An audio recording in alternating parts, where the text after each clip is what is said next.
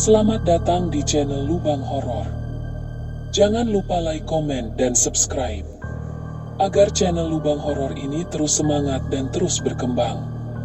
Tanpa banyak basa-basi, ayo kita mulai ceritanya.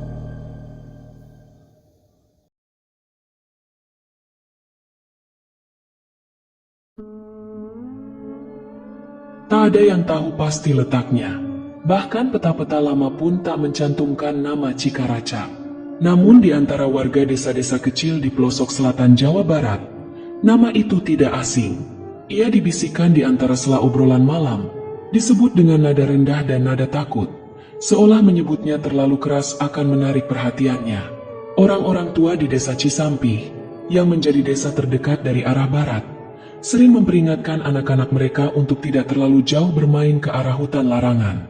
Tidak ada pagar, tidak ada tanda pelarangan, hanya barisan pohon damar dan jati tua yang menjulang diam seperti pengawas bisu perbatasan. Di balik pepohonan itulah, diyakini, Cikaraca pernah berdiri.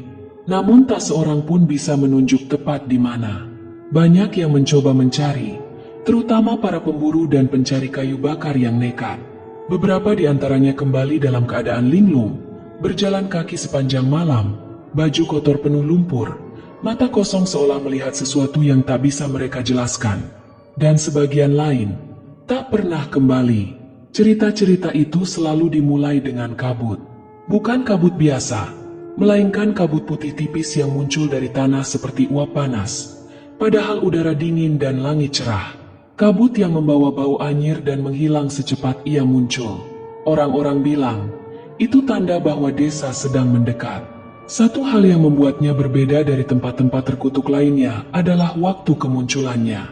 Cikaraca, menurut kepercayaan lama, hanya menampakkan diri ketika langit kehilangan cahaya, saat gerhana matahari total menggulung bumi ke dalam bayangan singkat. Di saat itulah, batas antara dunia nyata dan dunia siluman melemah, dan mereka yang ditandai bisa melihat jalan menuju desa itu. Tapi melihat tidak sama dengan memahami. Dan memahami bukan berarti bisa kembali. Di balik cerita rakyat dan larangan adat itu, satu hal yang selalu konsisten adalah nada ketakutan yang nyata. Bukan ketakutan terhadap hantu biasa atau makhluk halus, melainkan terhadap sesuatu yang lebih purba. Sebuah desa yang tidak seharusnya ada di dunia ini, tetapi tetap bertahan melalui celah waktu dan cahaya. Selama puluhan tahun, Cikaraca menjadi semacam lubang hitam dalam ingatan kolektif masyarakat sekitar. Ia hanya ada dalam cerita, namun efeknya nyata. Setiap kali terjadi gerhana matahari total, yang jarang, tapi pasti, desa-desa sekitar menutup semua jendela dan pintu, menggantungkan janur kering di ambang pintu, dan tidak membiarkan siapapun keluar rumah sampai bayangan bulan menjauh dari matahari. Tidak ada yang ingin memanggilnya, tapi bagi yang dipanggil, tidak ada jalan untuk menolak. Dan tahun itu, gerhana diprediksi akan datang kembali.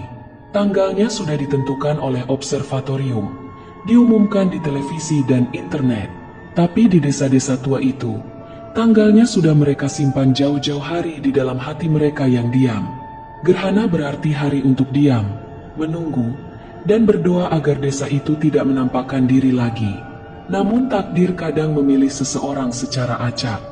Dan kali ini, seseorang yang tidak tahu apa-apa akan segera merasakan panggilan darah yang akan menuntunnya ke desa yang seharusnya tetap tersembunyi. Langit di atas kota kecil tempat Andika tinggal selalu cerah di musim-musim panen. Jalanan berdebu, penuh kendaraan pengangkut hasil bumi yang lalu lalang dari pagi hingga senja. Sebagai sopir truk yang mengantarkan hasil pertanian ke kota besar, hari-hari Andika berjalan monoton, diisi deru mesin, derak ban tua, dan suara radio tua yang tak pernah benar-benar jernih.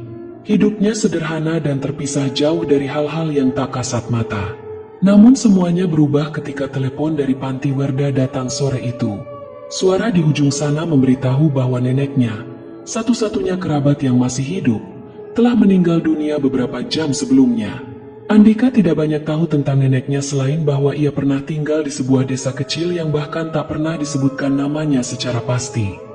Ibunya meninggal saat ia masih kecil, dan sejak saat itu, neneknya tinggal di Panti Werda, menjauh dari kehidupan keluarganya yang berpindah ke kota. Tidak ada kenangan khusus, hanya sesekali kunjungan dan bingkisan saat lebaran. Namun panggilan itu meninggalkan lebih dari sekadar kabar duka. Saat ia tiba di panti Werda, suasananya dingin, bukan karena cuaca, tetapi karena cara para penghuni dan perawat di sana memandangnya. Seorang perawat tua memberinya sebuah kantong kain usang yang dijahit dengan tangan. Kantong itu berisi tanah merah, kering, menggumpal, dengan bau besi tua yang samar. Perawat itu berkata bahwa sebelum menghembuskan napas terakhir, neneknya menggenggam erat kantong itu dan berbisik satu kata, "Cikaraca." Andika tidak langsung mengerti. Ia kira itu nama orang atau barang peninggalan. Tapi kata itu terus terngiang, seperti gema yang memantul dari dinding dalam pikirannya. Malam harinya, ia membuka kembali kantong itu dan menyentuh tanah merah di dalamnya. Begitu jari-jarinya menyentuh butiran kasar itu, tubuhnya terasa kaku. Di benaknya, kilatan-kilatan aneh muncul, sekelebat bayangan pepohonan tinggi, kabut putih yang merayap dari akar, dan rumah-rumah tua dengan jendela tertutup rapat. Keesokan paginya, saat membersihkan sisa barang-barang neneknya di lemari kamar panti, ia menemukan amplop coklat lusuh yang diselipkan di bawah pakaian dalam laci terdalam. Di dalamnya ada secarik peta yang digambar tangan, dengan tinta yang mulai pudar. Tidak ada nama kota atau petunjuk arah modern, hanya garis-garis kasar, penanda sungai, dan satu titik yang dilingkari merah. Di sebelah lingkaran itu tertulis, "Kembalikan sebelum gerhana total. Jika tidak, mereka akan mengambilnya sendiri." Kalimat itu tidak ditulis dengan gaya wasiat atau pesan cinta, melainkan seperti peringatan. Datar, singkat, dan mendesak. Andika mulai merasa ada sesuatu yang tidak beres. Tapi rasa penasaran bercampur dengan rasa bersalah mulai merayapi dirinya. Ia tidak tahu apa yang sebenarnya terjadi. Namun firasatnya mengatakan bahwa ini bukan sekadar permintaan terakhir dari seorang nenek tua. Ada sesuatu yang belum selesai, dan ia terlibat lebih dalam dari yang ia sadari. Malam itu, ia terbangun oleh suara keras seperti benda jatuh dari atas lemari. Saat ia menyalakan lampu, tidak ada apapun, tapi kantong tanah merah yang ia simpan di atas meja kini berada di lantai, terbuka sedikit. Bau anyir samar memenuhi kamar, bau yang tidak seharusnya muncul dari tanah kering. Di luar jendela, langit terlihat janggal. Bintang-bintang tampak lebih redup, dan bulan seperti diselimuti kabut tipis. Padahal cuaca sedang cerah. Ia membuka aplikasi kalender astronomi di ponselnya.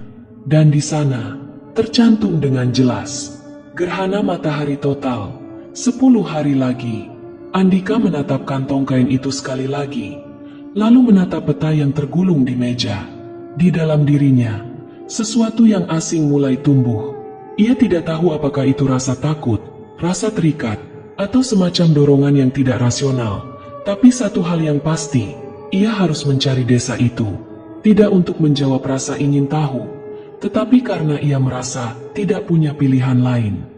Pagi itu, udara terasa lebih berat dari biasanya. Andika menyusun bekalnya dengan tangan yang enggan. Namun tubuhnya bergerak seperti dikendalikan oleh naluri yang lebih tua dari logika. Ia tidak memberitahu siapapun kemana ia akan pergi. Peta lusuh yang diwariskan neneknya menjadi satu-satunya petunjuk, dan entah mengapa, ia mempercayainya lebih dari GPS atau aplikasi peta digital di ponselnya. Truk tuanya melaju pelan, meninggalkan kota kecil yang akrab dan menyusuri jalan provinsi yang perlahan berubah menjadi aspal retak, lalu kerikil, hingga akhirnya tanah merah.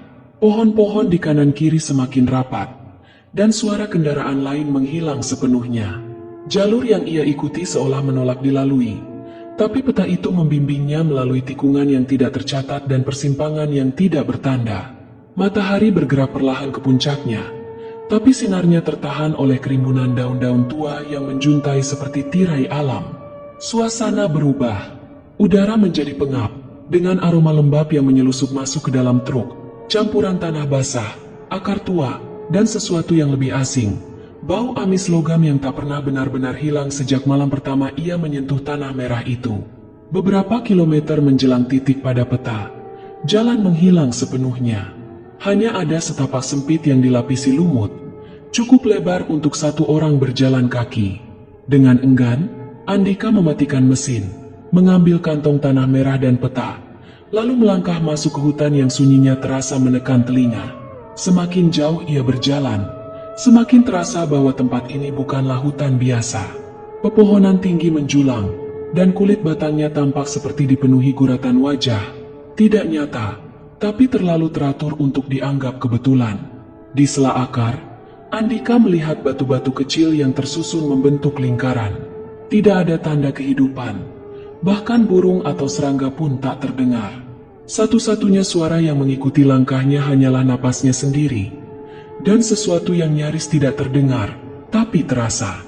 Seperti suara ranting patah di kejauhan, seperti desahan nafas dari balik pohon, seperti langkah yang mengikuti, namun tak pernah terlihat. Beberapa kali ia berhenti dan menoleh, tapi tak ada apa-apa. Meski begitu, perasaan diikuti tak juga hilang. Matanya mulai menipu, melihat bayangan di antara semak, kilatan mata di sela dedaunan, dan siluet tubuh yang berdiri terlalu diam di ujung pandangannya, hanya untuk menghilang saat didekati. Saat langit mulai menguning, ia sampai di sebuah lereng landai yang menghadap ke lembah kecil. Di sanalah, seperti dalam lukisan buram, berdiri rumah-rumah tua berderet dalam keheningan yang tak wajar. Atapnya terbuat dari ijuk gelap, sebagian lapuk, dindingnya kayu, namun tidak seperti rumah-rumah desa biasa, terlalu rapi, terlalu diam. Tidak ada asap dari dapur, tidak ada suara ayam atau kambing. Hanya barisan rumah yang menatap ke arah Andika seperti deretan saksi bisu. Desa itu ada, benar-benar ada. Ia ingin berpaling. Setiap naluri dalam tubuhnya menyuruhnya untuk berbalik dan kembali. Tapi kakinya tetap melangkah menuruni lereng, seperti ditarik oleh sesuatu yang tak terlihat. Kantong tanah merah di genggamannya terasa semakin berat, seolah tanah itu tahu bahwa ia hampir pulang ke tempat asalnya. Namun jalan yang telah ia lalui, jalan setapak sempit itu, kini tidak lagi terlihat. Ia menoleh ke belakang, mencari celah pohon yang ia lewati tadi, tapi semuanya tampak berubah. Tidak ada jalur kembali, hanya dinding pepohonan yang rapat dan hening seperti labirin tanpa pintu keluar. Desa Cikaracak telah menerimanya masuk, dan di tempat seperti ini, tidak ada yang datang hanya untuk pergi. Langkah Andika mengendap pelan di antara tanah berlumut yang menyerap bunyi. Desa Cikaracak terbentang di hadapannya, tak lebih dari 30 rumah kayu tua yang membentuk setengah lingkaran menghadap ke arah lubang besar di tengah desa. Lubang yang tampak menganga seperti mulut tua yang lapar dan penuh rahasia. Tak ada asap, tak ada suara, namun hawa kehadiran terasa pekat. Seperti tempat yang masih dihuni, tapi bukan oleh manusia biasa. Pintu-pintu rumah tertutup rapat. Jendela-jendela dilapisi anyaman bambu tua yang menguning. Namun di balik tirai-tirai lusuh itu, Andika menangkap pergerakan samar, bayangan yang berlalu, mata yang mengintip dari celah. Ia tidak sendiri, tapi tak seorang pun menyambut atau keluar. Tanpa ia sadari, angin berhenti bertiup, udara menjadi pengap, dan napasnya terasa berat seperti menghirup uap kemenyan basi. Di kejauhan, terdengar suara bambu berderak, pelan, berirama, seakan tertiup angin, padahal tak ada angin. Ia berhenti di depan rumah yang lebih besar dari lainnya, dengan tiang-tiang kayu berukir yang telah ditelan lumut dan jamur. Di ambang pintu, seseorang berdiri. Lelaki itu tua, dengan wajah tirus dan kulit keriput pucat seperti abu. Ia mengenakan baju lurik yang pudar warnanya, dan kain panjang yang digulung di pinggang. Mata tuanya menyipit, seperti telah melihat terlalu banyak musim, terlalu banyak hal yang tak patut disaksikan oleh manusia biasa. Ia tidak memperkenalkan diri, tidak bertanya maksud kedatangan Andika, hanya berkata dengan suara serak, seperti kerikil diseret di atas batu basah, "Kau datang terlalu dekat dengan waktu mereka." Andika ingin bertanya, tapi tubuhnya membeku. Lelaki tua itu berbalik dan berjalan menjauh, melambatkan langkah seolah meminta diikuti. Dengan kantong tanah merah yang tetap tergenggam erat, Andika mengikuti dalam diam. Mereka tiba di sebuah rumah kecil di tepi desa, terpisah dari barisan rumah lainnya. Rumah itu kosong, tetapi bersih. Tidak ada debu, tidak ada sarang laba-laba. seolah seseorang telah merawatnya tanpa terlihat. Di tengah ruangan, ada tikar pandan yang masih berbau baru. Lelaki tua itu menunjuknya tanpa bicara lebih lanjut. Andika menuruti. Ia tahu, secara naluriah, bahwa ia harus tetap di dalam rumah sebelum malam tiba. Lelaki tua itu menyodorkan sebuah lentera minyak, lalu membisu memandangnya. Matanya sejenak menatap kantong tanah merah di genggaman Andika, dan raut wajahnya mengencang. Ia membuka mulut, tapi yang keluar hanya desahan pendek, lalu pergi begitu saja ke arah jalan utama. Langkahnya pelan, tapi tak pernah menoleh lagi. Langit di atas desa perlahan mengabur. Awan hitam menggumpal padahal belum waktunya hujan. Dan saat matahari mulai tergelincir ke ufuk, suara-suara pertama mulai terdengar. Dari kejauhan, ada lenguhan aneh, bukan manusia, bukan hewan. Seperti napas dari kerongkongan dalam yang terlalu panjang. Disusul dentingan logam dari arah lubang besar di tengah desa. Seperti suara lonceng karatan yang dipukul dari dalam tanah. Andika mengunci pintu. Lentera menyala redup, memantulkan bayangan ke seluruh dinding kayu rumah. Tapi saat malam benar-benar jatuh, ia sadar, rumah itu bukan tempat berlindung. Dari balik celah-celah dinding, terdengar gerakan di luar. Langkah-langkah berat menyusuri jalan tanah, namun tak ada suara manusia. Hanya derak kayu, gesekan kuku di tanah, dan bunyi sesuatu, atau seseorang, yang menyeret rantai panjang di balik gelap. Ketika Andika mencoba mengintip dari celah jendela, ia hanya melihat siluet, sosok tinggi dengan kepala tertunduk, bahunya melebar tak wajar, dan gerakan yang terlalu lambat untuk manusia, tapi terlalu sadar untuk binatang. Tak ada sambutan, hanya penantian, dan hawa dingin yang menyusup hingga ke tulang. Rumah tempat Andika bermalam dipenuhi keheningan yang tak wajar. Bukan hening yang menenangkan, melainkan kosong seperti rongga peti mati yang belum ditutup. Lentera minyak yang digantung di salah satu sudut ruangan bergetar halus. Cahayanya berkedip-kedip tak pasti, seolah terusik oleh napas yang tak terlihat. Di luar, malam telah jatuh sepenuhnya, dan di saat itulah suara-suara mulai bermunculan. Pertama datang dari atas, langkah kaki pelan di loteng, menyusuri balok demi balok dengan ritme aneh. Seolah sosok di atas tengah mendengarkan setiap gerak napas Andika dari balik kayu. Ia mendongak, memandangi langit-langit yang gelap, dan menyadari bahwa rumah ini tidak memiliki akses ke loteng. Detik berikutnya, ketukan terdengar dari dinding sebelah kirinya. Bukan ketukan keras, melainkan seperti kuku yang menggaruk pelan, berulang-ulang dalam satu garis lurus, seakan sedang menggambar sesuatu di balik papan. Ketika ia menoleh, suara itu berhenti, tapi dari sisi berlawanan, suara serupa muncul, seperti mengelilinginya, membuatnya merasa tak pernah benar-benar sendirian. Andika mencoba menenangkan diri, menguatkan cengkraman pada kantong tanah merah yang kini diletakkan di samping tikar. Tapi kemudian suara baru datang, yang paling mengganggu, tawa anak-anak, jauh di luar sana, lalu makin dekat, bukan seperti anak bermain, melainkan tawa yang terlalu tinggi, terlalu panjang, dan tidak wajar. Seolah mulut yang mengeluarkannya terlalu besar, dan tidak benar-benar tahu bagaimana manusia tertawa.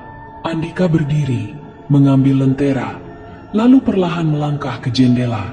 Ia mengintip melalui celah kecil pada anyaman bambu, menahan napas. Di jalanan desa, di bawah cahaya bulan yang tersaring kabut, tampak beberapa sosok kecil berlari-lari kecil.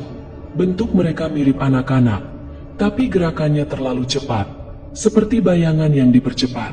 Wajah mereka tidak terlihat, hanya bentuk kepala yang bulat sempurna tanpa detail. Mereka berlarian mengelilingi rumah, lalu berhenti bersamaan di satu titik. Andika mundur perlahan, jantungnya berdetak seperti akan meledak. Ia meletakkan lentera di atas lantai, berusaha menenangkan diri. Tapi kemudian ia melihat sesuatu yang membuat tubuhnya membeku. Bayangannya sendiri, yang terpantul di dinding oleh cahaya lentera, tidak bergerak bersamaan dengannya. Saat ia mengangkat tangan, bayangan itu tetap diam. Dan lalu, perlahan, tanpa suara, bayangan itu memiringkan kepala ke arah Andika. Gerakannya patah dan tidak manusiawi. Lalu senyum lebar muncul. Walau Andika sama sekali tidak tersenyum, Andika menahan napas. Bayangan itu mengangkat tangan sendiri dan menunjuk langsung ke arah kantong tanah merah di tikar. Segalanya berubah cepat setelah itu. Lentera mendadak padam, meskipun minyak masih penuh. Ruangan dilahap gelap total, dan udara mendadak sangat dingin, seperti berada di ruang bawah tanah yang lembab. Di tengah gelap, Andika bisa mendengar napas, bukan napasnya sendiri, tapi dari sudut-sudut ruangan. Dekat sekali, tapi tak terlihat, seolah bayangan-bayangan tadi kini hadir dalam bentuk yang lebih nyata. Ia menggenggam kantong tanah merah dan merapat ke dinding. Di luar, tawa anak-anak berubah menjadi raungan panjang. Sementara di dalam, dinding mulai bergetar pelan, seperti jantung yang dipaksa berdetak oleh kekuatan yang asing. Malam itu tidak berakhir seperti malam pada umumnya. Tidak ada transisi menuju fajar. Cahaya baru muncul tiba-tiba, seolah waktu melompat. Dan saat Andika membuka mata di pagi hari, lentera sudah menyala kembali dengan sendirinya. Tapi tidak ada kehangatan. Rumah tetap sunyi. Ia keluar perlahan. Jalan desa kosong. Namun di tanah depan rumah, tampak jejak-jejak kaki kecil berlumur tanah merah, mengarah ke berbagai arah, lalu berhenti begitu saja, seakan makhluk-makhluk itu menghilang di tengah langkah. Dan yang paling mengganggu, pintu rumah penjaga desa yang semalam terbuka kini tertutup rapat, dan tak ada tanda kehidupan di dalam. Lelaki tua itu telah hilang. Pagi itu, langit tampak kusam, seolah matahari enggan menampakkan diri di atas desa yang tidak seharusnya ada. Kabut menggantung rendah, melayang di antara pepohonan dan atap-atap rumah yang membisu seperti batu nisan.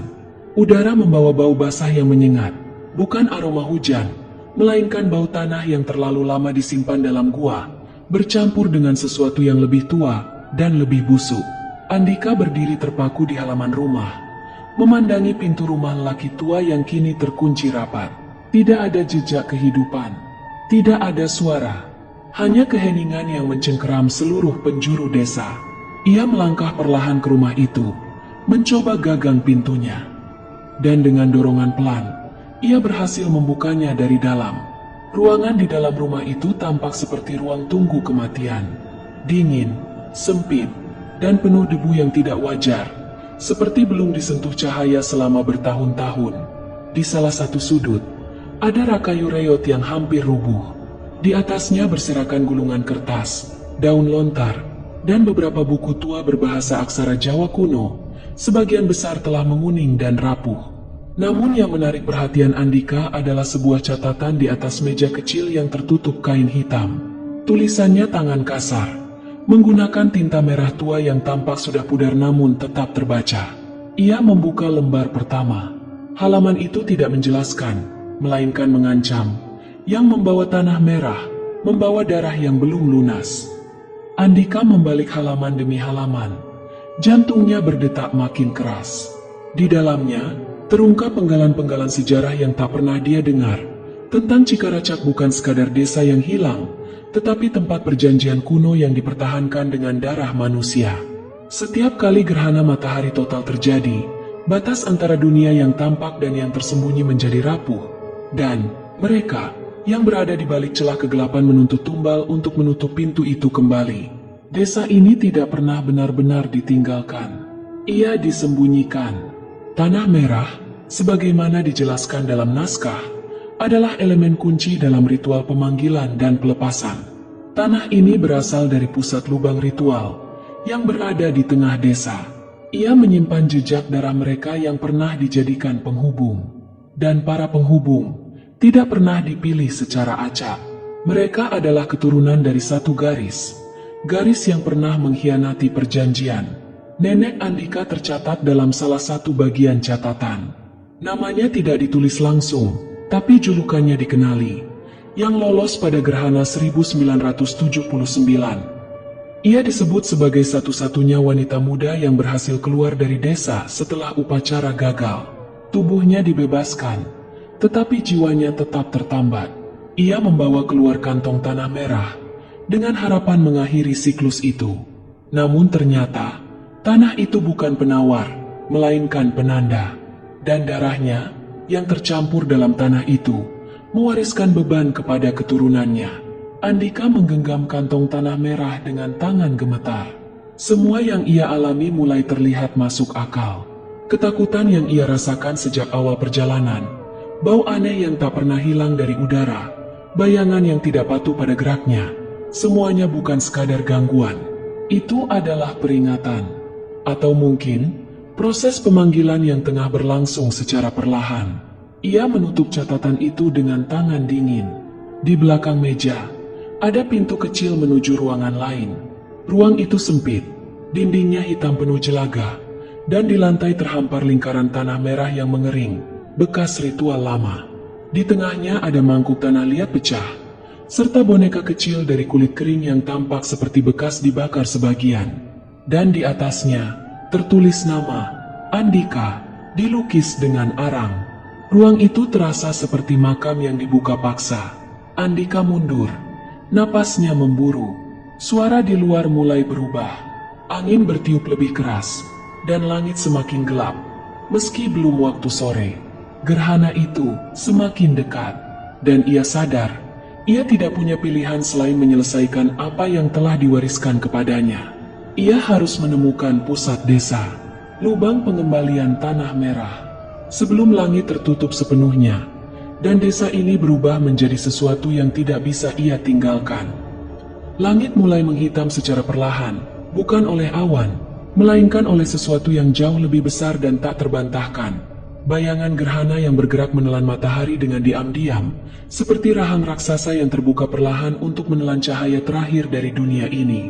Desa Cikaracak berubah dengan cara yang tidak wajar. Apa yang tadinya tampak tua dan membusuk, kini perlahan memulih.